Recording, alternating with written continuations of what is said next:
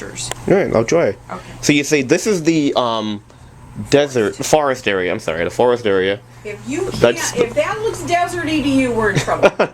I'm thinking of something here. I'm actually setting this to record while you're talking so I can, keep it in my mind later. Mm-hmm. This is the Desert. This is the desert, Habitat. okay. And that's the pond. Spiders, tarantulas, scorpions.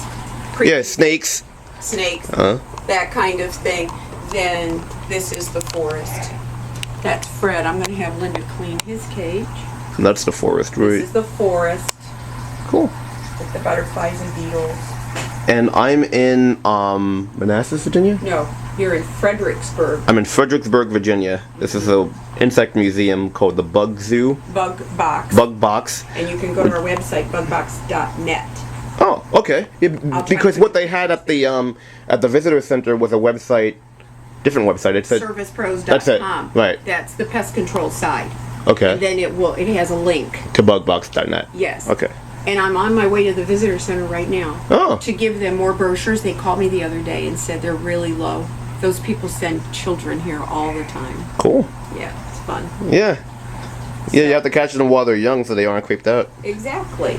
So you can just go ahead and see who you can find out in the open. Well, thank you very much. Every 2 weeks. Sheds every 2 weeks.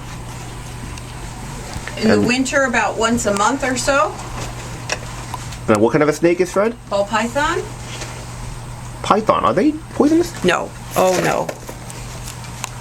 Or do they squeeze like a boa, or? They do squeeze. Come here.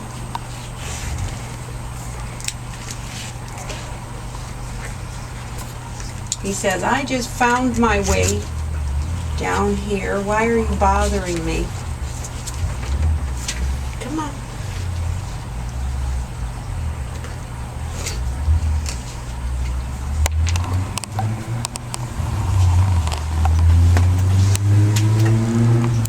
Wow. Beautiful. He wants to go back.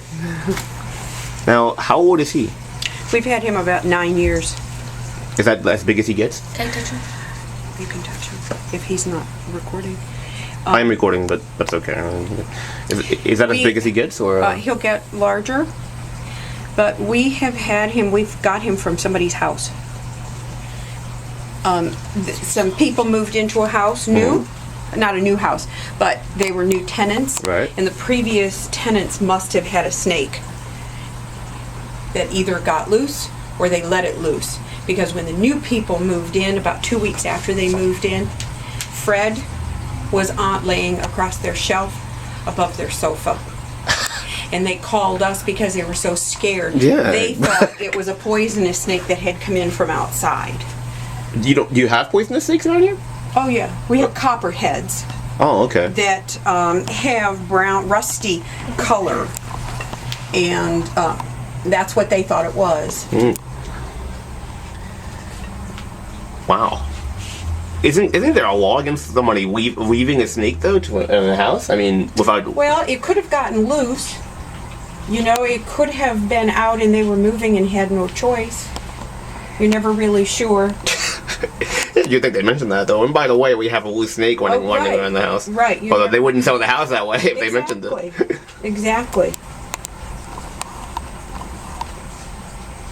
He just sheds, so what he'll do is, he came over here, he'll cool off, he'll go back over there, he's got a heat pad, and he'll curl up on his heat pad, then he'll go over by the lightest time to come on. His heat lamp will come on later tonight, and he can get warm that way. Now, how long does Fred live? Oh, he'll live probably another 10 years or more. Yeah. He eats, I guess, small rodents? We feed him mice, sometimes small rats. That you find in your pest control wanderings? No, absolutely not. We buy them from pet stores that are bred for that. Oh, what? Because if we found some in somebody's house, you don't know what those mice have eaten. That's true. And if they have gotten into any kind of rodent bait or anything. Oh, that you yeah, don't that is want true. your animal to eat. So we buy from a pet store.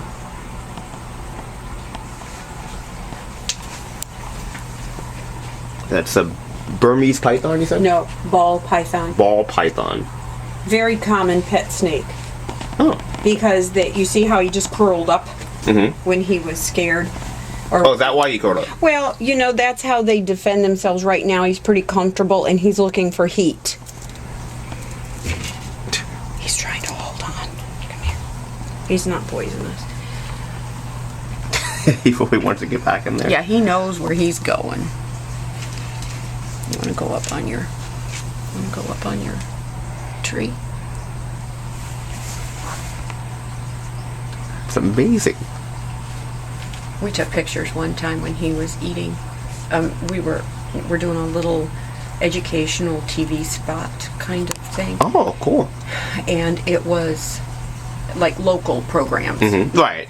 And the cameraman was photographing insects, but we were feeding Fred, and he took the movie from the time Fred started to eat a mouse until it was all the way down. And then when he got done editing and showed me the piece, he left parts of that in, but then we were doing cockroach races. Oh, you know what? That's actually popular around not too far from where I'm living. It's a place called The Insectarium. No. I mean, there's actually a town where they have cockroach races. Where they used to have it's in Pennsylvania. They used to have pigeon shoots until I can't think what it, Higgins. Yeah, Higgins, Pennsylvania. Huh. They used to have pigeon shoots, and then the animal rights people complained. So now they have cockroach races. Where are you in Pennsylvania? Lancaster County, where the Amish are. Okay, so if you went to Philadelphia, About 2 hours from me. okay, they have a place called the Insectarium. I've been there actually. Yeah. Yeah, there was a girl who I haven't been there in a few years though. Okay. But there was a girl there who this is gonna sound kind of gross, but at the end of the visit, they had like snacks with Yes. Yeah, we do a big bug fest in October, and we do the same thing. We have different snacks and stuff. Look at that guy. Yeah, I'm looking at I'm recording the one who's on his back there, like Yes. just kicking with his legs. Very cool.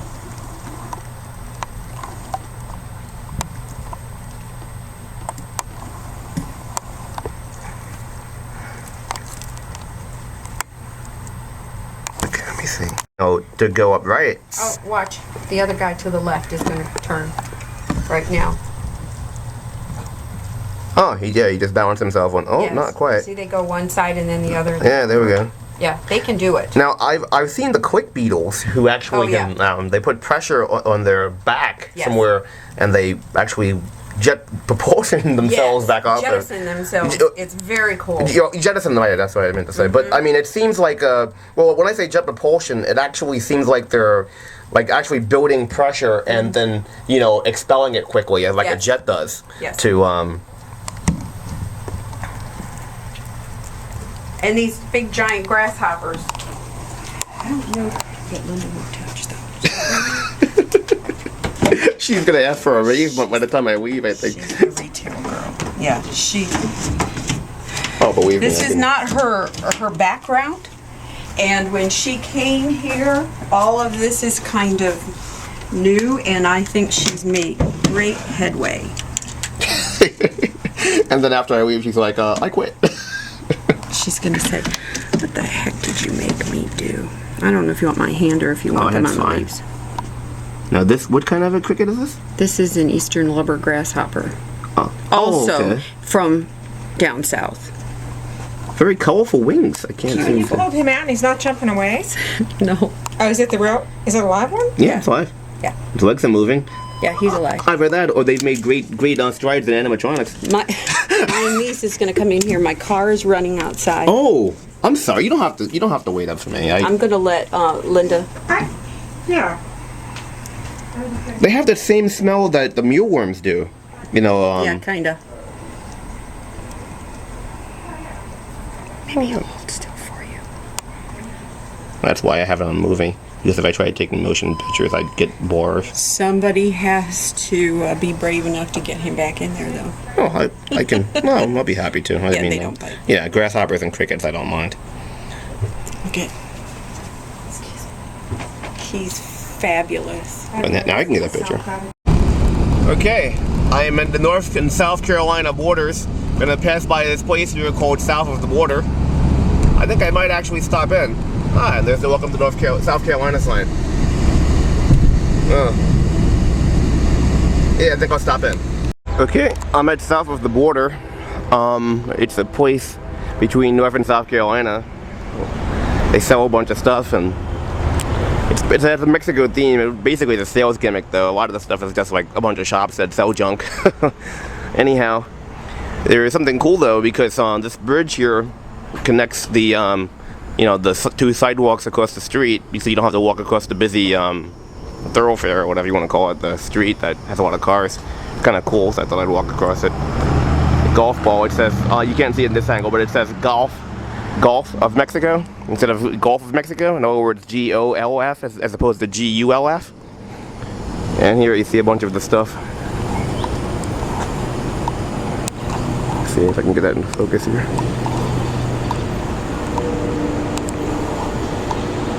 The South of the Border stuff.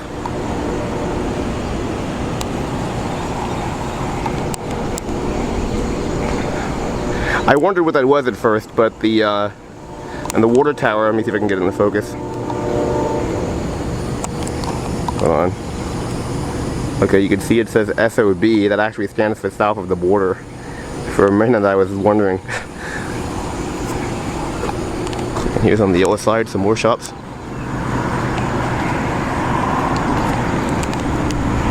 It's getting dark out. I guess about 8:45 right now.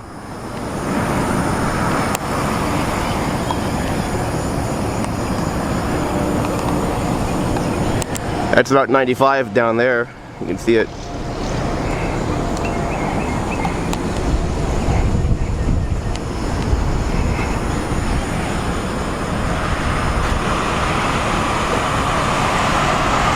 Yeah, the cars move along pretty quick. It's not a lot of traffic right now, but if there was a lot of traffic, having this bridge here is pretty handy. Bridge is kind of cool.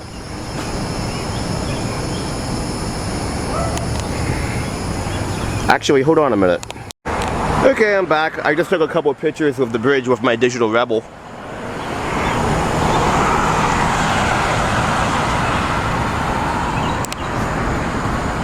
There's not a lot of people out, as you can see. You know, I'm here by myself on the bridge. There's a few people wandering the shops, but it's dying down pretty good.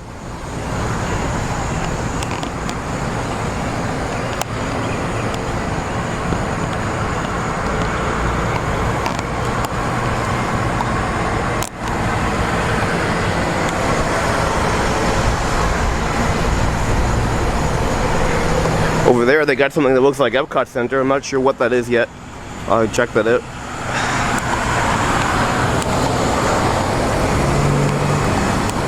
Alright, signing off. To the seven seas, a giant of a man, near 7 foot tall, with not one but two gleaming metal hooks at the end of his horns. How did he end up with 2 hooks, Captain? I'm glad you asked. He lost his right hand there in a fierce sword fight with his arch enemy, Admiral Benson of the Royal Navy. Got himself fitted with a metal hook as soon as he got back to port. Roar! And from that day forward, he was known as Two-Hook Tommy. Roar! No, you idiot! Take off that stupid hat. He was one hook Tommy then. Pay attention. Roar! Sorry, sir. Roar! So, how did he get the second hook, Captain? Well, losing his right hand changed his sword fighting style quite a bit. Frankly, he never was much good as a lefty. One day, he was at this little dive on the Irish coast called the Red Lobster. Sounds rough. Roar! And pricey, too. Roar! Shut up, bird! Anyways, me father sitting there with his little fried shrimp combo. When this grubby little Yankee pisshead out of Boston comes over and starts mouthing off, well, Tommy was pretty well hammered.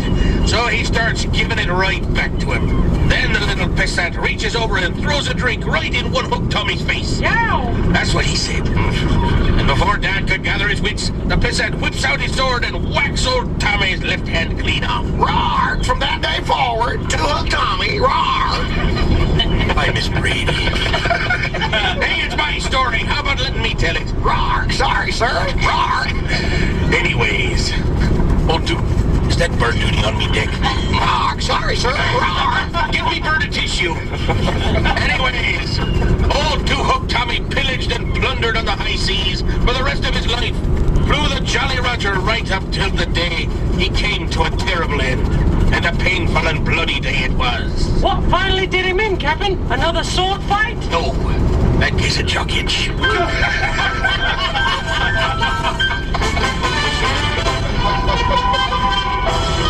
We hope you've enjoyed John Boy and Billy Playhouse. Somebody clean that up. Ain't no sense in me doing everything. Tune in again next time when we'll hear the crusty old barmaid at the Red Lobster say, Hey, big man, let me hold $1. I just thought I'd do a little bit of a pan. This is the street around the hotel. You see the palm trees since you know it's Florida. Now, let's see, that's a street sign, but here 95 isn't too far. You can see from this sign here. Where is it? Ah, can't see it from here, wait a minute. There it is, okay. And you can see that 95 is pretty close. So I'm just about to leave now. I am in the Gainesville, Florida, I think. I think it's the name of the city. I'm gonna check the map. It's the northernmost city in Florida on 95. I just like basically entered Florida and then stopped. So quick note, I said I was in Gainesville. I'm actually in Jacksonville, Florida. But while I'm here, you can see the car. I got 189,203 miles on it as of right now. It's still going strong.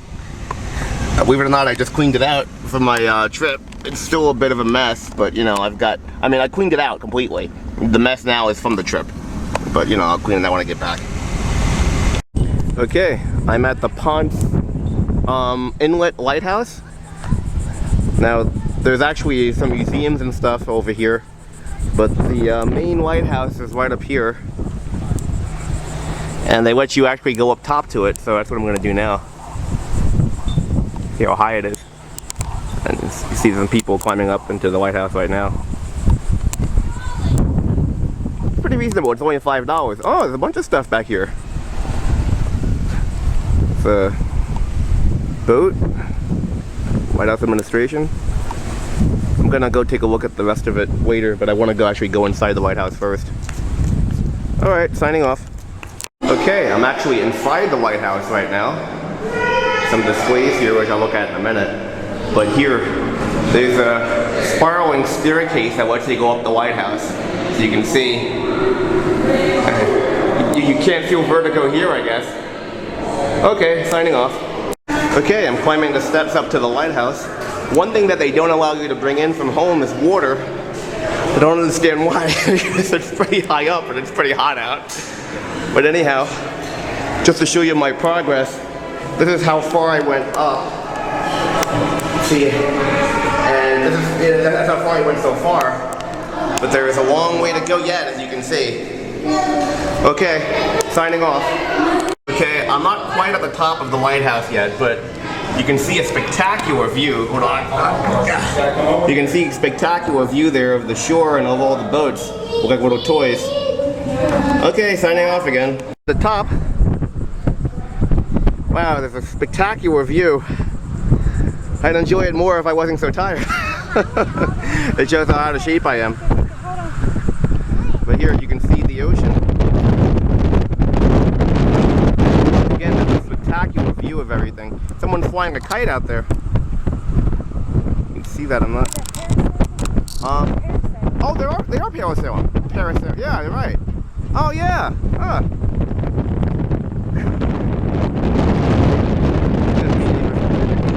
Nah, I wouldn't. This is about as high as I want to get. So y'all this thing lighthouse supposed to be haunted. Oh really? It's supposed to be going on the haunted, like the midnight whatever tour. Back on Friday. Oh. Friday the 13th. I'm not gonna go on a haunted tour. I'm just. Come on, and it's gonna be at night. Wait a minute. Give me a smile. Nice, actually. It's like 95 degrees out.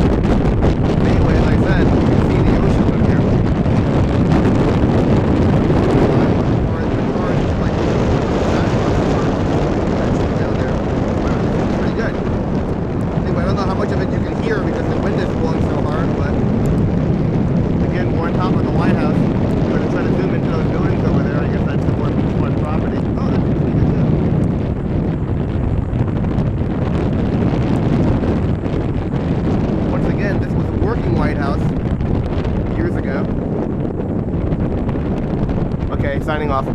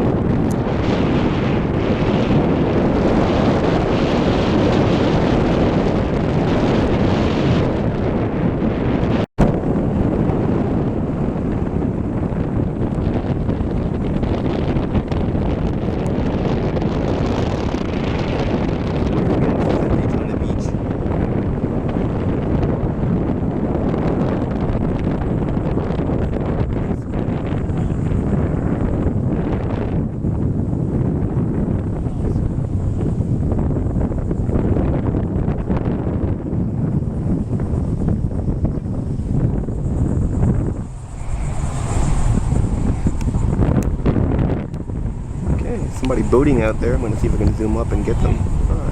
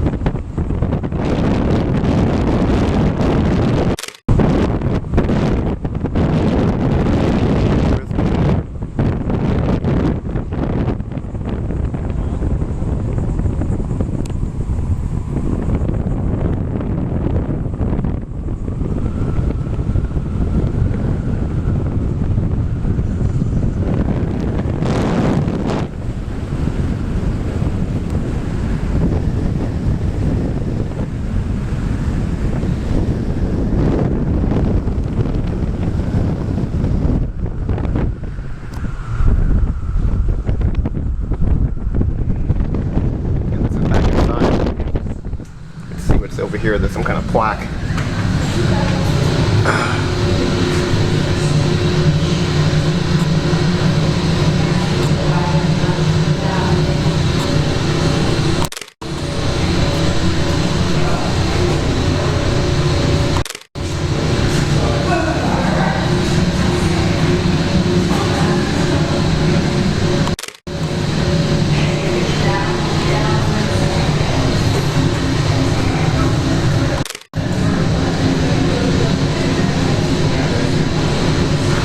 It says the White House is an active aid to navigation, therefore public access to the lantern room is restricted. That's up here, I imagine. Yeah, it is. You can't go up, but you can see up there. Oh yeah, the lantern just turns around. That's pretty cool. It reminds me of an old Avengers show with Tara King, where there was a like hidden room in one of the White Houses.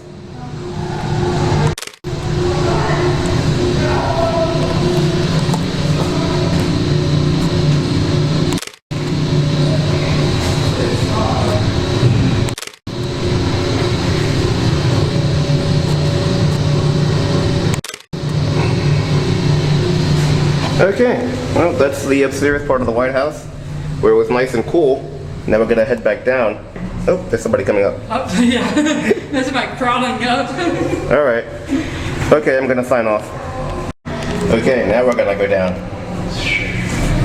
It's a long spiral staircase. It's probably got a lot of history behind it. See somebody there on the landing.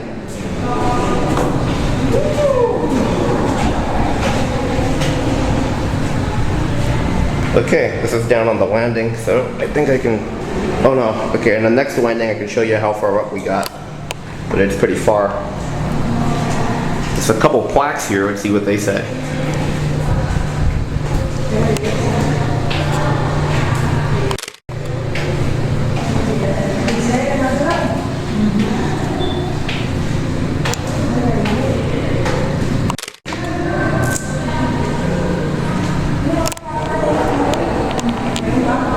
Okay, once again we're heading back down. Okay, now I can show you how far up we got. So you can see, it's a long way down. But I can drop my camera here. So I'm gonna start heading back down. Okay, again, this is the White House trip. Signing off. Okay, I'm in Daytona Beach. Here's the place I'm staying at. But again, to me, that's what a vacation's about, you know. I don't like to make too much of a tight schedule. Okay, let's see what the room looks like. Oh, got my one's cap. Let's see what the room looks like inside.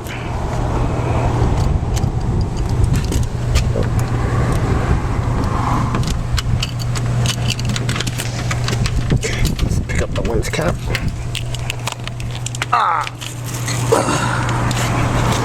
Okay, and here's the room.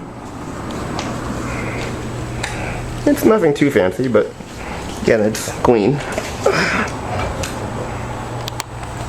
The TV set, oh, it's got a microwave, actually, and a little fridge. Didn't see that before. Actually, that's fancier than the rest of them.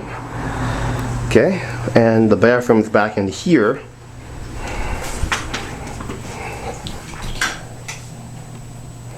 Yeah, it's clean.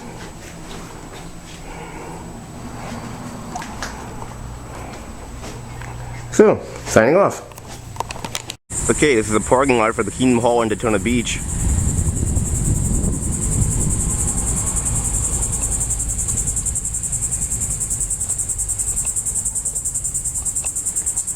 That's the entrance to the hall. A few friends going out in service, I guess that's what the cars are for. Here's the sign for the Kingdom Hall.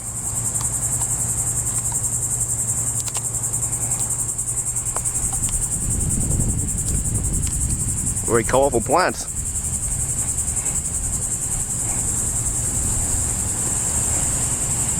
Okay, signing off.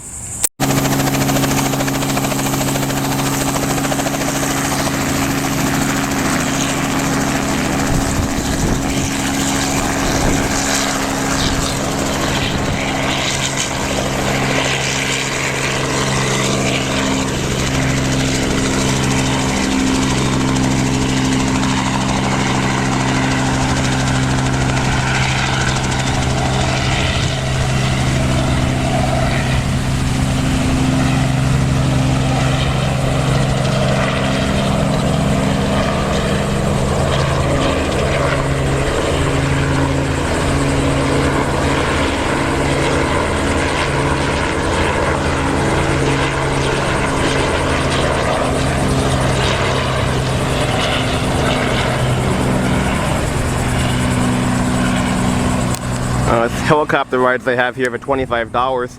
I'm hoping to have one myself.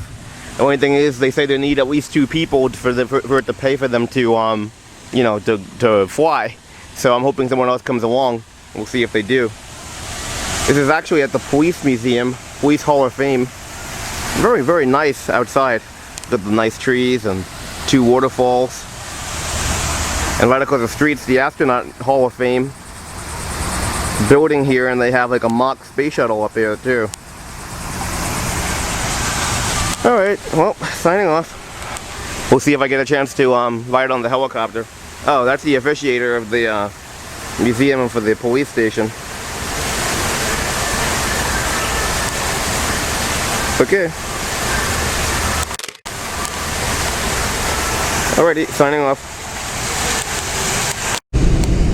Okay, well, hold on. I didn't get a chance to fly in the helicopter after all because the weather's getting bad for one thing, and he couldn't get a second person to you know, be in the chopper. But I got a chance to at least view a takeoff and landing.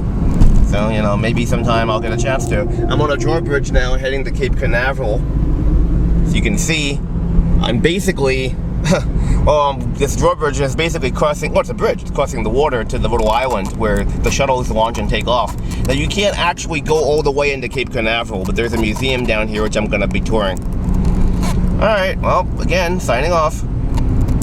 This is a very realistic simulation of a real NASA launch. Everything here is for real, and it can be rough. If you're not in good enough physical condition to ride this thing, you have an obligation to opt out right now. If you simply don't want to do it, that's okay too, no matter what the reason. Just raise your hand now and tell a member of our training staff you want to observe rather than launch, and they'll escort you to the observation room where you can watch the same launch experience but without any movement. The rest of you, listen up. Right now, you need to be standing on a dot. Otherwise, you may not get a seat. You know the drill. When the doors open, stay in your row and move all the way across, filling every available seat. Item number 2, FOD, or foreign object debris damage. If any object gets loose within the module during launch, it has the potential to fall and damage you, your crewmates, and the spacecraft. By now, you should have safely stored your larger personal items in one of the lockers provided at the entrance to this facility. But if you're carrying anything larger than this, you must raise your hand and show the item to the strap-in crew now. Item 3, once you've entered the sim, stow any remaining valuables and loose objects you have around your neck or in your pockets into the storage container under the seat in front of you. That means sunglasses, hats, loose change in your pockets, anything that might come loose during your ascent. Shirt pockets are particularly important. Anything that's not secured can become a hazard during launch. Also, you may never see it again, so stow it. The last thing is your seatbelt. It will be on your right, fasten it on your left, and get ready. I'll be in contact with you all the way, explaining what's happening. Of course, if anything goes wrong, don't worry about me. I'll be safe in simulation control. Enjoy your flight.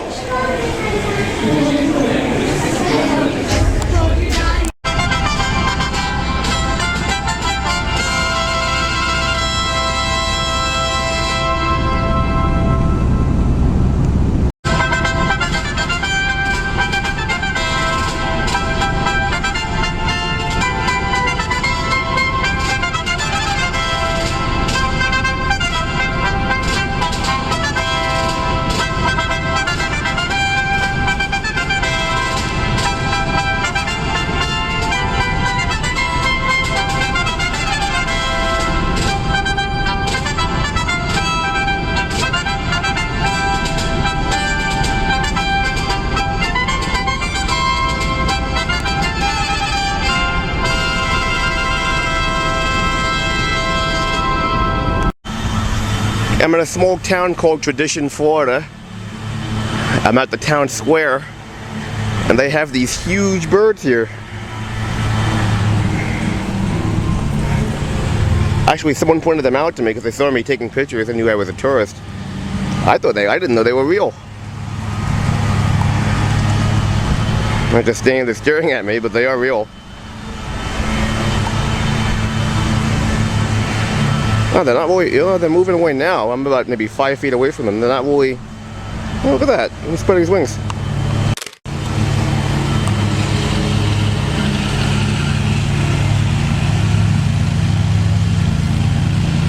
The buildings here are very colorful. There's like little shops, but they're all like really quaint and colorful. And the palm trees around there are beautiful. Look at this magnificent animal.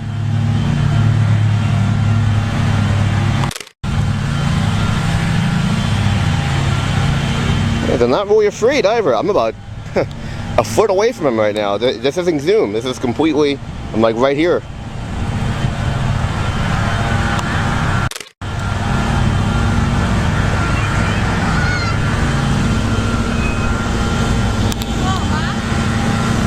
Huh?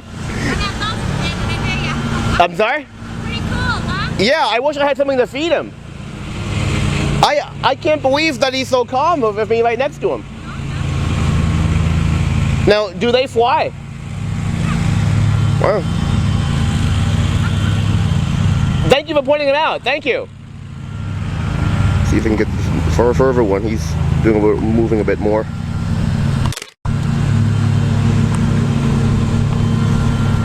Again, that lady there just pointed this bird out to me because I really didn't even see it. I thought it was fake.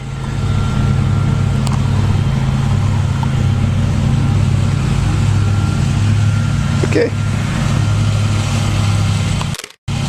Oh, signing out.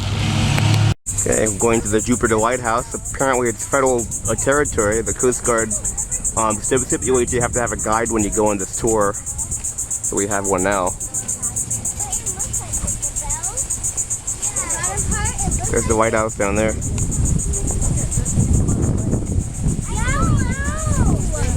Oh, there are people up there. walk up there and walk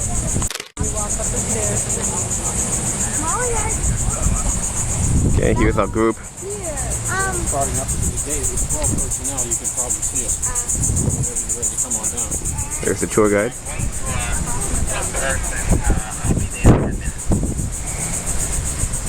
Fine, 10-foot. Is videoing allowed?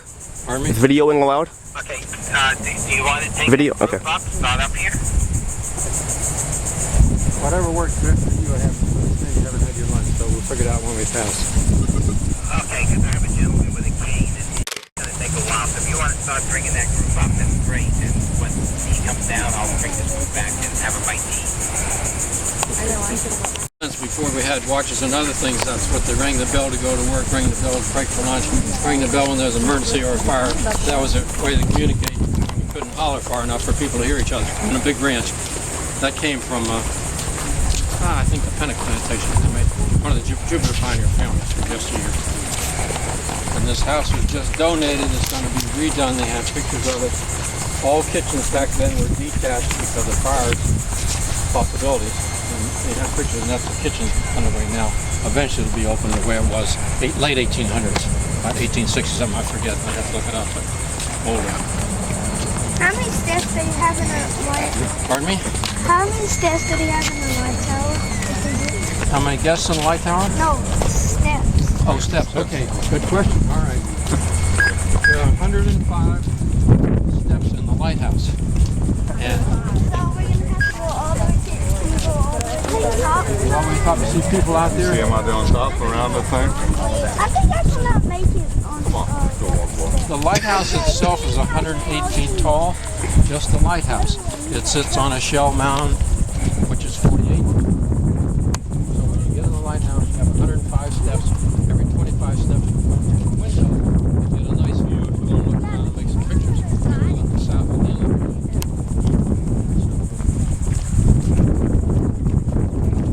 Okay, I'm going to sign off till we get a little closer. In Hawaii, but I don't think it's more than 6 acres, and I'm not sure, 4 to 6 acre range. But He's talking about the banyan tree behind us. you gotta keep them cut back, that's for sure. That's Which where is the this? first original lighthouse keeper's house was. And then Roots when go it was downward, he 28, said. Sure, late 20s. They go more trunks that go downward. Now, how long can that tree live? Pardon me? How long can that tree live? What's the longevity of it? I do not know. Oh. I'm not into that sort of thing. I don't know. Okay. Right. You'd have to ask somebody who's into horticulturist, whatever their terminology is. They live a long time and they... Right, that's what you were saying. Are you gonna stay up on top? Well, I will, of course, take this group up since nobody's there. Okay. I didn't know. So we're going to climb the lighthouse. It's just a side note. Our tour guide seems a little harassed or something. I don't know. He doesn't know. I don't know. He just seems kind of nervous. But I'm not sure if he's a federal employee or if he's a volunteer. But again, this is all part of the federal property, so there's different rules for it. You see the trees here. We're waiting now because there's a group coming down, and I think one's handicapped. So we're gonna wait here, and then we're gonna climb the up to the lighthouse. All right. Well, once again, I'm gonna sign off. Which tour guides? This is our new tour guide. New tour. What's your name again, sir? Nick. Nick. Hi. I'm videoing if it's okay. Let's gather here. Come here.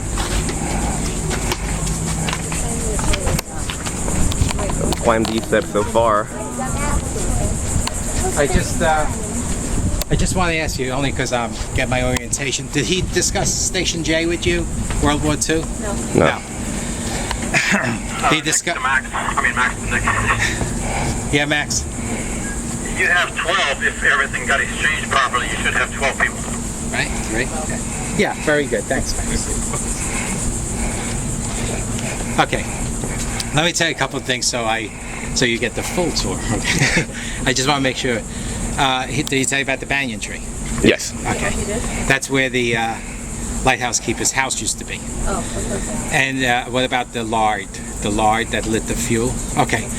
Now, as you know, I just want to talk to you here because once you get upstairs, it's pretty, you're going to want to look around. I figured I'll tell you everything here. I'll point out some scenery out there. But then you could do what you want. Follow me or ignore me. But down here, I'll go do some stuff because we're too big a group to go over, in that little space. So here's the thing. This is 156 feet high. You're 15 stories above sea level. He told you George Meade designed this? No. Well, we read it on the paper. Okay, George Meade was hired. He was a designer. He was an engineer who later fought at Gettysburg. He defeated General Lee. But yet, I read about George Meade.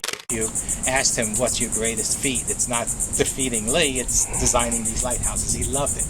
And why they had to be designed is because, I'm sure you said the Treasure Coast and Gold Coast, right? Why it was called the Treasure Coast? No. Okay. I'm going to go through... Okay, well, I'm glad. I'm a manager here, and I just started this week, so I'm going to work with each one, and they're going to have to say the story. So if you don't mind, will you give me 10 minutes, and I'll tell you... Sure. This area was first occupied by the Spaniards in 1700s, okay? If you notice those hills that you see, those are called mittens, and that's the shells of the Indians. They just threw the shells and they created like garbage mounds, okay? A lot of people think, oh, a mitten is where the burial grounds. It's not. But you're not allowed to touch a mitten, okay? You can't just plow over them and level the land. So this is probably one of the biggest, and that's probably where the chiefs are. So I'll go in chronological order. After the Spaniards had this land, they turned it over to Great Britain in the mid-1700s. That's around the same time that the Seminole Indians came. A lot of people think the Seminole Indians originated in Florida. They came down from Alabama and Georgia. So I guess they were like the first snowbirds, right? That came here. Anyway, so now you had the Indians here, the Seminoles. Prior to them, I just want to backtrack 1 second. 3,500 years ago, there was the Hopi tribe. Now, north of here is Hobe Sound. That's where I live. That's named after the Hopi tribe. And that 3,500 years ago, archaeologists actually found pottery in some of these mittens from back then. So now let's go back up to the mid-1700s. Seminoles are here. Great Britain now possesses this land. This is the Treasure and Gold Coast. And the reason they call it that is this is the place the Gulf Stream comes closest to the United States. That's why in a few hours you're going to see some of the clearest water. Right now you're seeing everything come from the rivers and the canals. When the Gulf Stream comes in, it's about 2 to 5 miles out versus, let's say, Jacksonville, 60 to 80 miles out. So think about the purest, cleanest water coming in here. Great snorkeling, by the way, if you're interested in that. And you'll see, amazing, turquoise, just like the Caribbean. Well, between the Gulf Stream and between the land, a tremendous coral reef all along, and ships hit them constantly and sank. Think about it. The Spaniards, think of all the gold and silver that came from Spain, right? Think about Great Britain. But even prior to them, think about the pirates, right? So there's quite a history. Now, the Bahamas is only 60 miles. I mean, if you could build a bridge, you'd be there in an hour. So you had a lot of traffic. And now, the cannons that you saw when you came in, when you go out, take a look at those 2 cannons with the anchor in the middle, found in 10 feet of water right out here. So goodness knows what's out there. The problem is it'll be millions to excavate and the government gets 99%, so no one's doing it. Sometimes I snorkel, if I could only find 1 coin. So anyway, that brings us to the Great Britain, why it's called the Gulf Coast. Now, if you remember, I said the Gulf Stream comes closest. So let's talk about World War II. How many people knew Americans were killed in this country by Germans? And all along the coast, they had submarines there and U-boats. And the reason was Charleston, New York, Jacksonville. They went to the ports and tried to cut off our supplying the military overseas. Well, one of the major ports was New Orleans. Now, New Orleans, picture, they had to go down around Florida. Then they rode the Gulf Stream up. The Gulf Stream pushed them right before they went over to Europe. Well, guess who was waiting out here? The population of Jupiter back then was only 200. 58,000 today. 200 back then. It was no man's land. So they killed 935 Americans and sunk 111 either our ships or ally ships right here. Well, the government found out, obviously, and they said that's not the coral reefs doing it. They they hired, they made this into Station J. Walking real slow with the cane. Way behind the group. And that house that you bought your tickets in, that's the original housing of the 6 specialists that were brought here. And this was Station J to identify those ships. And in 2 months, they sunk 67 German ships. Not ships, U-boats. submarines and U-boats. And the Germans said they found out, get out. Okay? It's a little interesting story there. Now, when you go upstairs, there's 105 steps. Let the kids always go in front up when you go up and behind you when you come down. This way, God forbid, if they fall, it falls into you. Everybody wants to go behind me because I'm so... But anyway, when you get upstairs, I'm going to tell you this part about the tower. I told you about the building, the construction. By the way, see this? Why, if we hear one thing of lightning, that is where lightning shot through. This is the worst place you want to be. So we've had a lot of disappointed people. When we hear one crackle, we will head back. And some people go, no, it's only once, let's stay, but it's just not worth it. That came out and hit this building.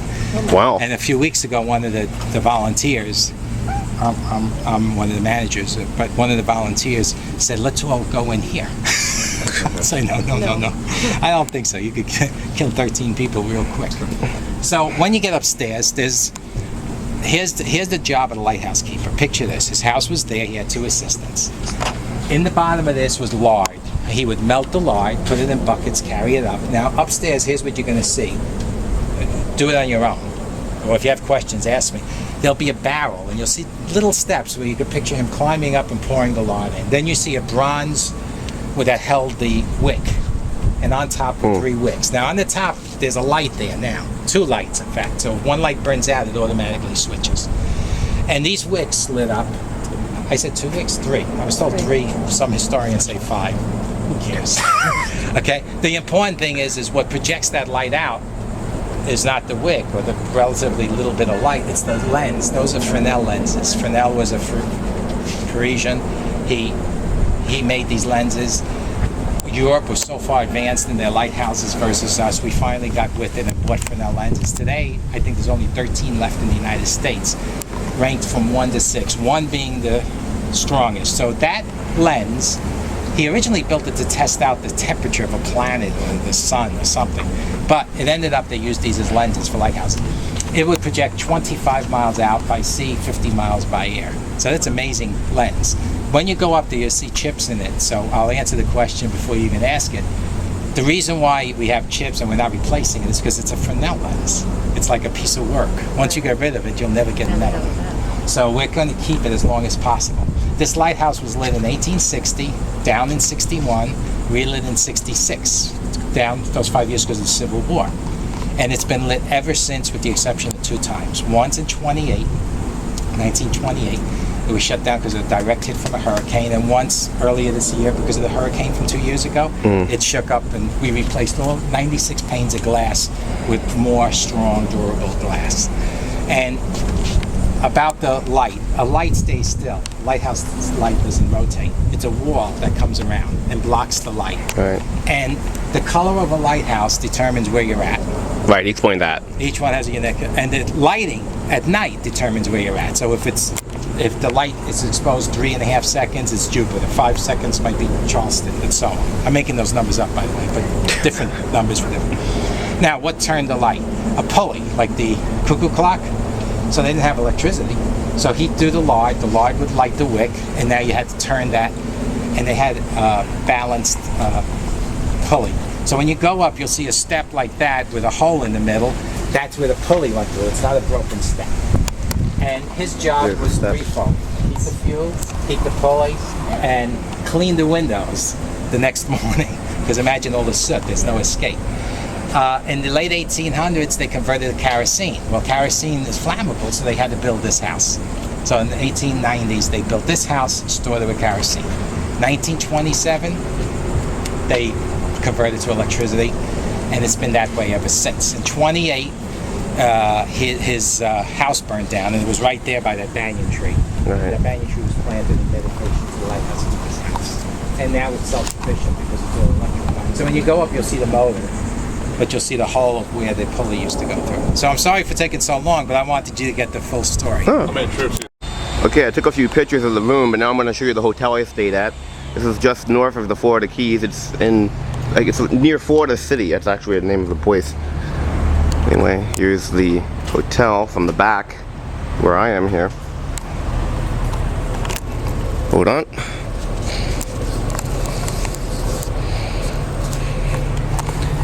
It's like a steam bath out here. That's why the lens keeps fogging up. Anyway, let's see the room quick.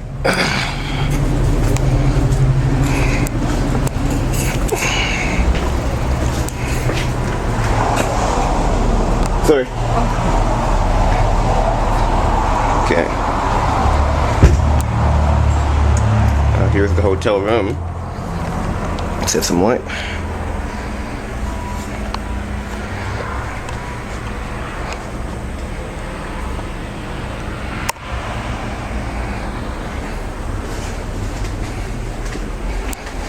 It's nothing really fancy, but you know, again, it was clean, so. Now let me get my water, which I have out here. So. And I'm really checking it out now, actually, because it's time for checkout.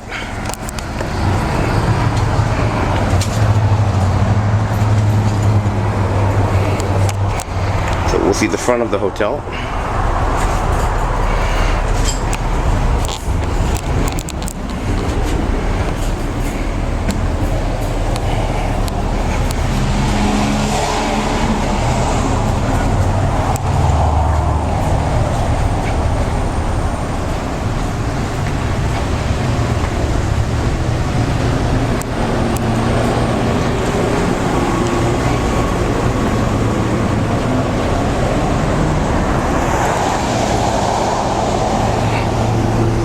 Here it is, it's called the Royal Inn.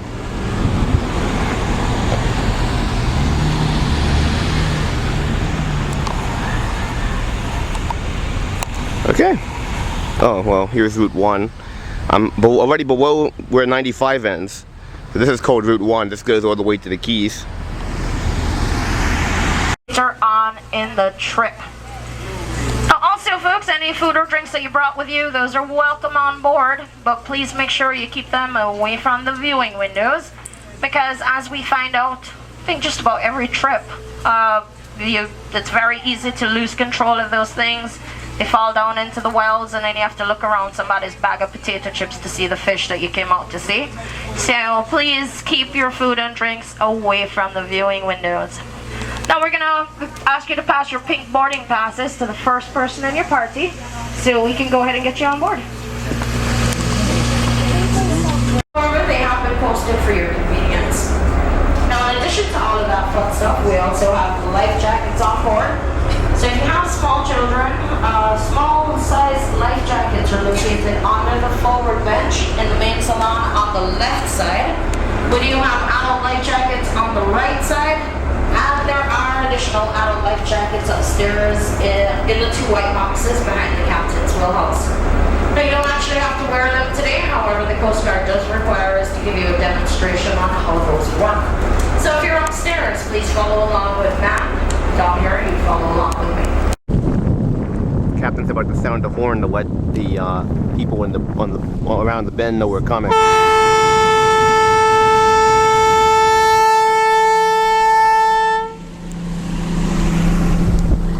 I'll have to get something that loud for my horn in my car. Yeah.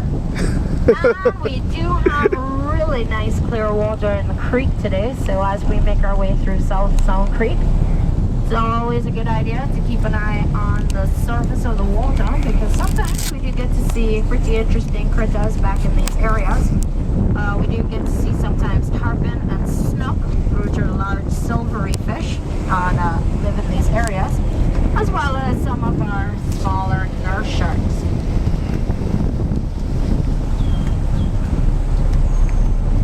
Ma'am, how fast are we going? You know, right now I'm not real sure. I'd have to say maybe 6 knots. 6 knots? Which is like, what is that compared to?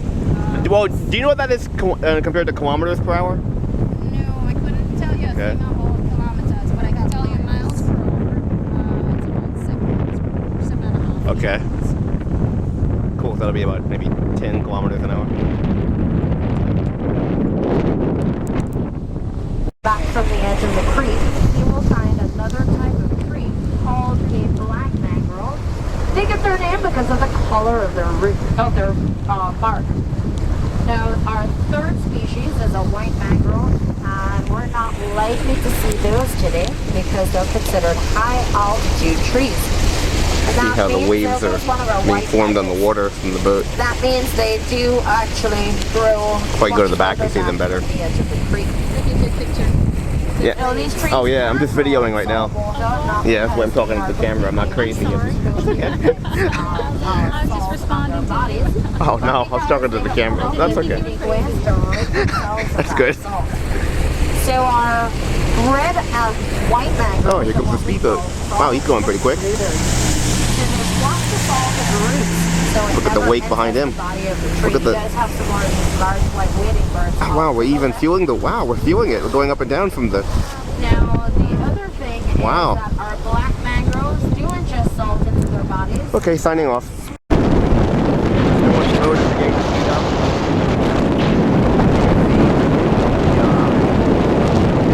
can hear the waves. Here, you can see the salt spray behind us. They're really beginning to speed up.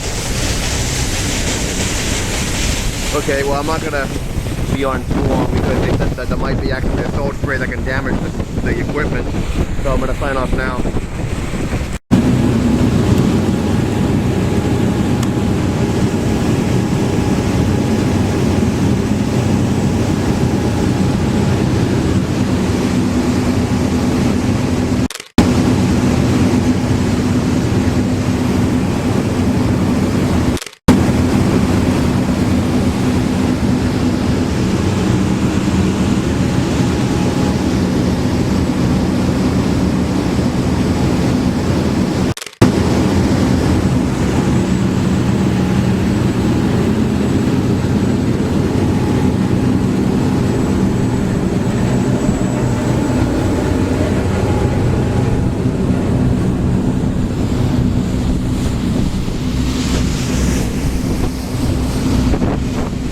Now we're really flying.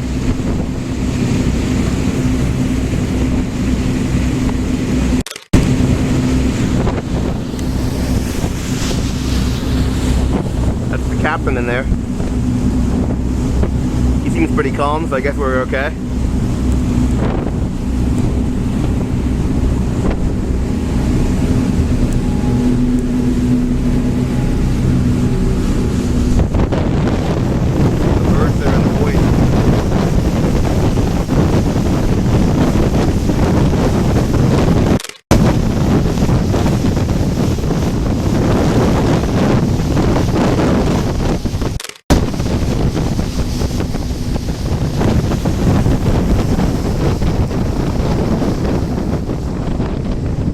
Okay, signing off.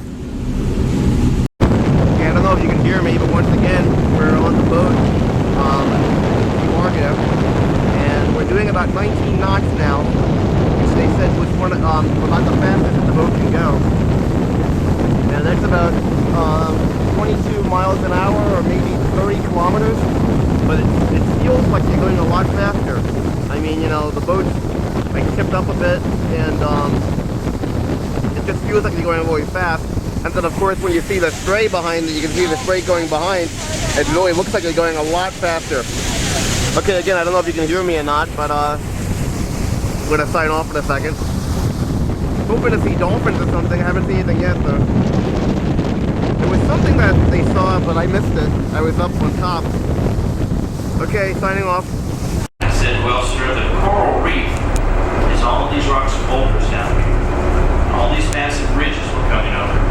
Then he looked at me and he goes, oh, the reef is growing on them rocks. Not exactly. Looks like you guys know your reef better. I said, well, sir, the rocks are the reef. Okay? Now, 98% of what we're viewing down there is the dead limestone skeleton, fossilized, of the ancient pen-sized animals that built this structure for us. Okay?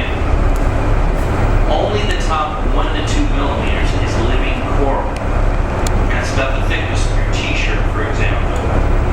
And I know it looks very sturdy. Couldn't harm this if you tried.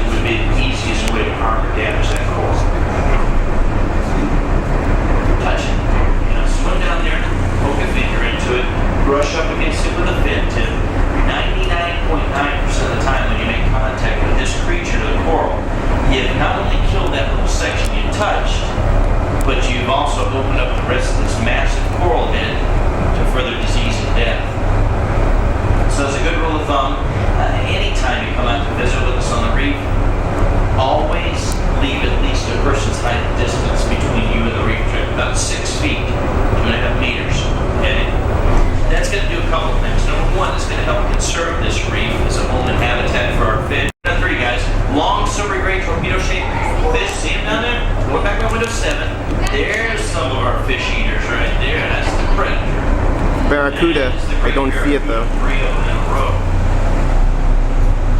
So, you don't want to touch the reef anyway because as part of its only defense, all coral ends in a pointy, sharp edge.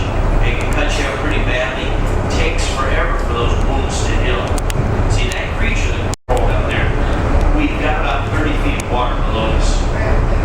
About 10 meters deep. Now, I know it looks a lot closer. Some of these ridges that we're going over looks like we're going to scrape them. But actually, right now, these ridges are about 12 to 14 feet below us. A little into 3, 5, and 7. Now, the reason it looks so much closer than it is not our windows on this boat. What do you got? What do you got? Where is it? Where is it? We got groupers and stuff. Oh, wow, we got permit. We got permit straight back. We got permit off the stern. Yeah, the big silvery gray ones. That's one of the largest members of the Jack family. We are getting all big stuff on this trip, guys. Very nice. Yeah, it is. Beautiful day.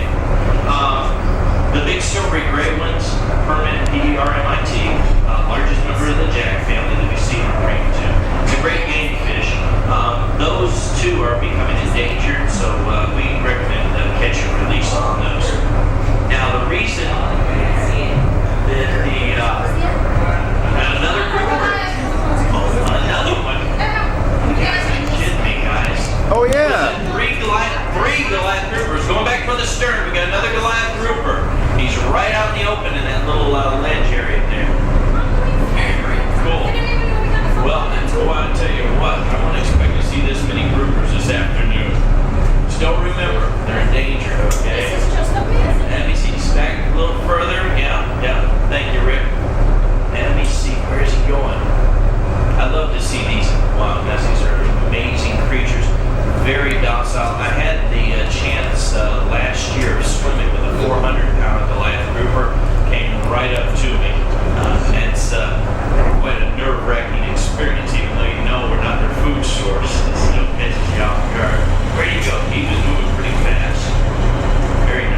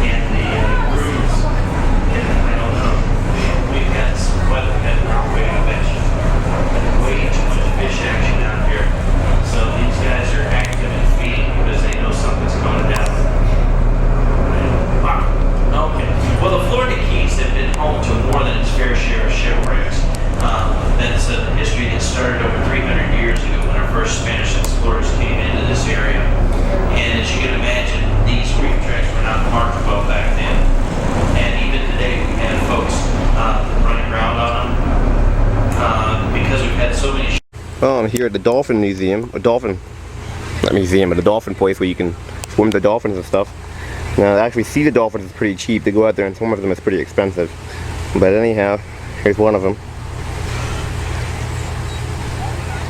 Beautiful. Actually, this is where Flipper was filmed in the 60s. And they said that some of the dolphins are descendants of Flipper, like the sons and, or the daughter, I think, and grandchildren. I don't know how long dolphins live. That's a good question. I'll have to find out.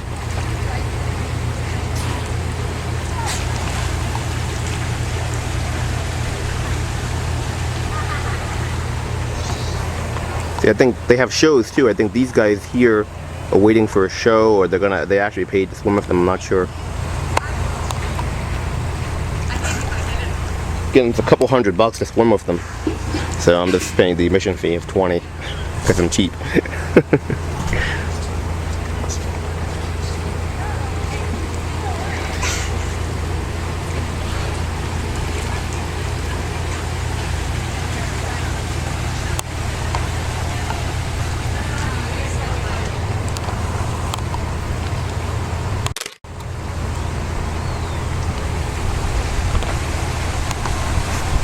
Alright, well, there. Well, I'm going to sign off, see if I can get... Oh, wow. There goes some activity. They're gone. Oh, here it comes.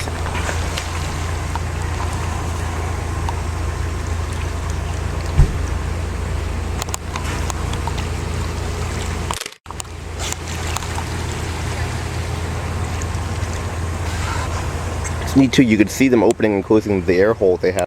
Because they actually do breathe air. Not, you know, they don't breathe underwater.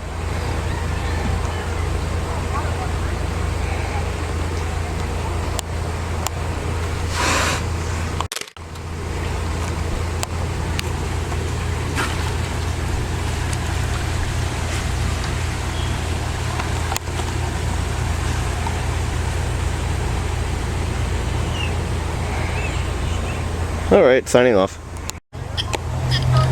Okay, the dolphins are getting a little, they're making noises now. I was just told though that they make the noises from their blowhole, not from their mouth, even though they open their mouth. Yeah, it comes, yeah. I'm talking to the recorder. Sorry. Yeah, they make the noises from their blowhole and not from their mouth, even though they open their mouth when they make noises. And the instructor said that they think they're doing that in imitation of us as human beings.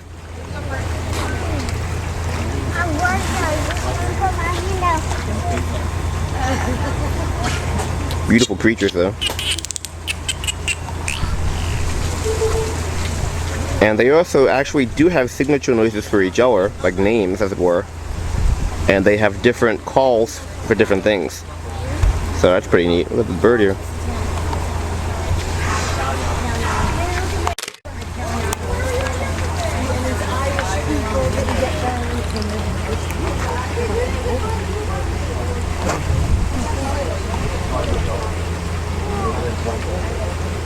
This one's just kind of sitting here.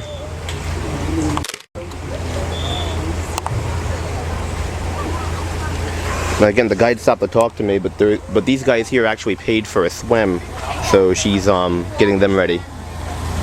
But like I said, it was pretty expensive, so I didn't do that.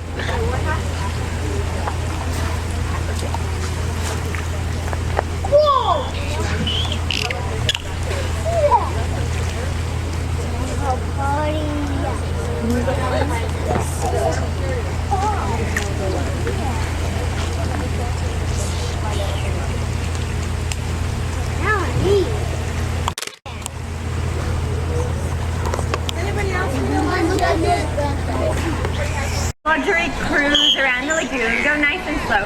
Sometimes they hit what we call the turbo button, and let me tell you, you better hook your swimsuits tight on tight, because if it's not, it'll come flying right off. Alright, looks like we're going out for another dorsal pull. So watch right in the center with Alisa and Teresa. Now Teresa loves to go to the left side, I believe it is. That's her favorite. And again, Teresa's been here longer than any of us, so we totally let Teresa do whatever she wants. All right, here we go. Now, does anybody see that pink dot on Alita's dorsal fin out there? It's just colored sunscreen. It's zinc oxide. The reason we put that on our dolphins is usually a lot of our dolphins wearing different colors. We do a lot of observational research here, and that's our research tower up there. From that far away, it can be difficult to tell who a particular dolphin is if they come up for a split second to take a breath. So by putting the colors, it just helps our research staff easily identify it. And it's just sunscreen. It'll wash off by the end of the day.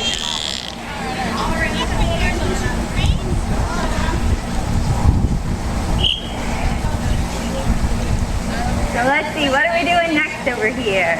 Jeremy. All right, Jeremy, you're going to be fine right there. Okay, go ahead and start one hand up. We're going to do some back rubs. All right, so it looks like our guys is getting more back rubs over here. And look, this is little Raz. Now, baby dolphins do learn much of what they know by imitating the other dolphins, even out in the wild. They weren't born with any knowledge about how to hunt or how to be a dolphin. So what they do is just observe and imitate. Now that's how little Raz has learned to do much of her behavior. She can dive, she can do swim behavior. Raz does different things like her struts and her waves. All that she learned by imitating the other dolphins.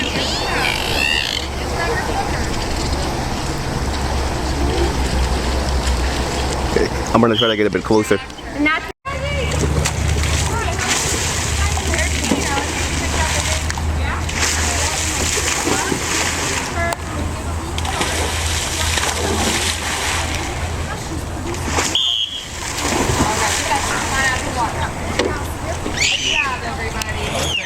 Okay, I'm on the 7 Mile Bridge.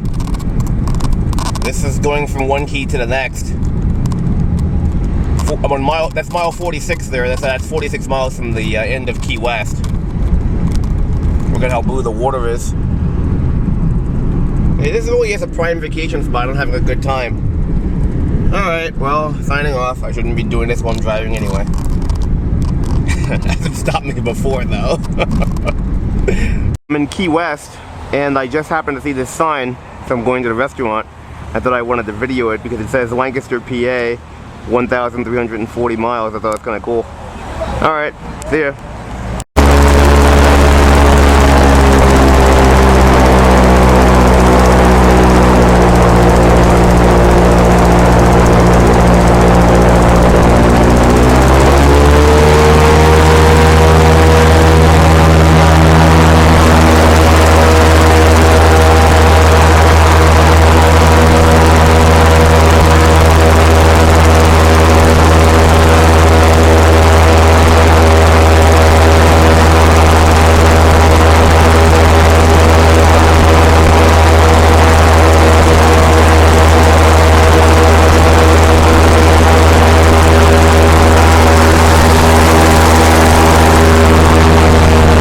Stuck out here and I've done something stupid and flipped my or sank it or something, and I gotta walk out of here.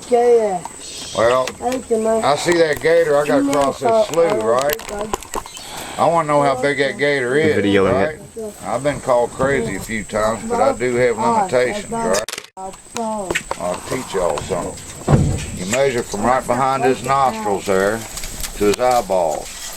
That's a good 7 inches. We agree on that? Yeah. Break that into feet, you got a 7-foot alligator. If it's 10 inches, he's 10 foot. Oh, okay. Oh wow, it's 12 inches, 12 foot, and so on. Like I said, I do have limitations. I ain't crossing over 8 foot. Yeah, these are baby alligators we just see. Now Mama digs a pit, lines it with muck. She'll lay between 20 up to 80 eggs at a time. She's 40 to 60. Out of all them eggs, there might only be 7 to 12 that make it. They have so many predators when they're little. Bass will eat them, catfish, great blue herrings. Oh really? Hawks will swoop down and get them. Snakes. Also, Mama, she gets rid of Dad because he don't pay no child support. He'll eat the young. They're food to him. He don't care enough about being a daddy. Just like most men thinking about their belly, right? There's a little baby coming at us from the front. Now y'all look out here to your left. You see that wide open space? Me and my wife will park right over in that little puff of grass over on the right. Mm-hmm. We'll sit there real quiet now. Let's sit there.